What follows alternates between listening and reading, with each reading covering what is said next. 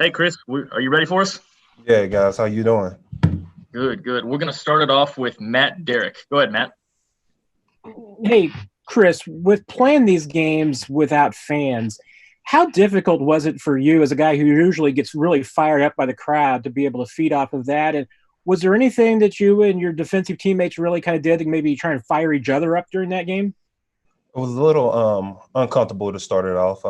Not seeing any fans in there, and you hearing them pump up the crowd throughout the theater, and it was tough. It was tough from the beginning, and we kind of got used to it.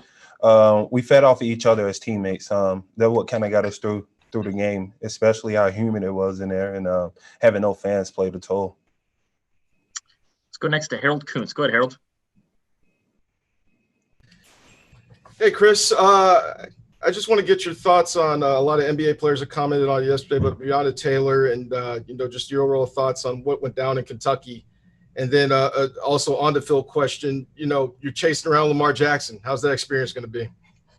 The experience is going to be great. It's always great when you have a well-put football team coming in. It gives your team a challenge. And for us as a defense, we look at it as a huge challenge to not only stop that offense, but stop Lamar, who is a pivotal part of that offense. He's the league MVP. He showed what he can do with his legs and also showed what he can do with his arms. And he's been unbelievable to this point. So it's going to be a test for us on defense. And, we look forward to it. But overall, from the Breonna Taylor aspect, I'm praying for her family and her loved ones out there.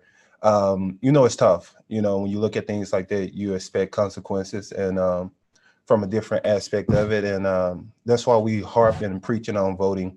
Your vote matters or your vote counts, not only on the overall election, but on the legislative election also. You got to partake in those and start within us as individuals to make that change and make sure not only you go to vote, but you go back and bring somebody else with you because that's how these things change. And just prayers to her family. Let's go next to Nate Taylor. Go ahead, Nate. Hey, Chris, appreciate what you just said. In terms of not having any preseason games and obviously an unusual training camp, you guys kind of had the both sides of tackling really well first week against the Houston Texans and having issues tackling last week against the Chargers. I just wonder, what did you guys see that was sort of the issue last week, and just how different is it to not have any tackling before the regular season starts?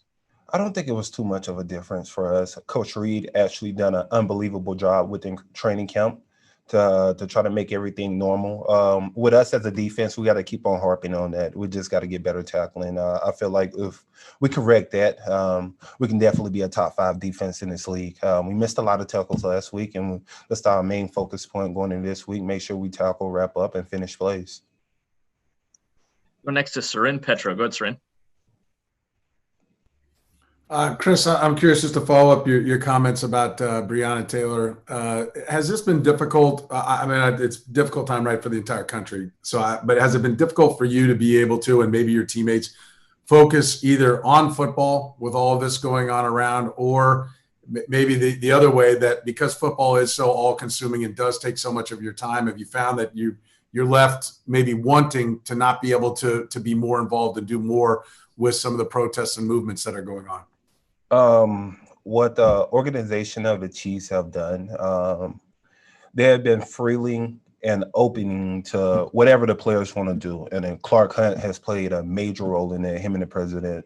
So I'm thankful for that. And within the team, everyone is accepting to each individual ideas. And that's the beauty of this team.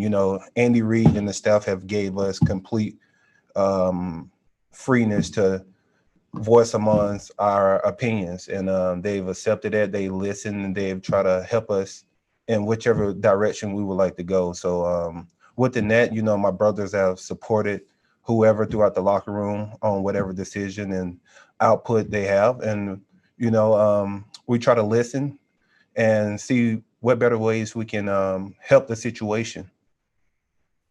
Got time for a couple more guys. Let's go Breland and then Herbie. Go ahead, Breland.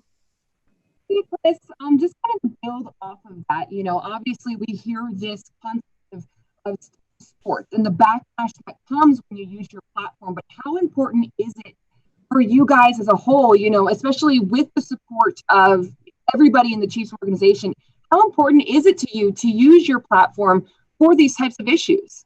It's pivotal. It's pivotal, especially what's transpiring right now, dealing with COVID and dealing with the issues at hand of brutality from the police. And it can shift the movement, especially with athletes who has the platform to broadcast their opinions and their feelings and their ideas.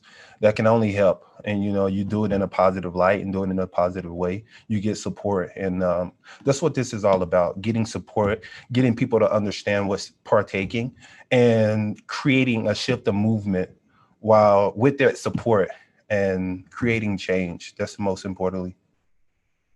Let's finish it out with Herbie. Go ahead, Herbie.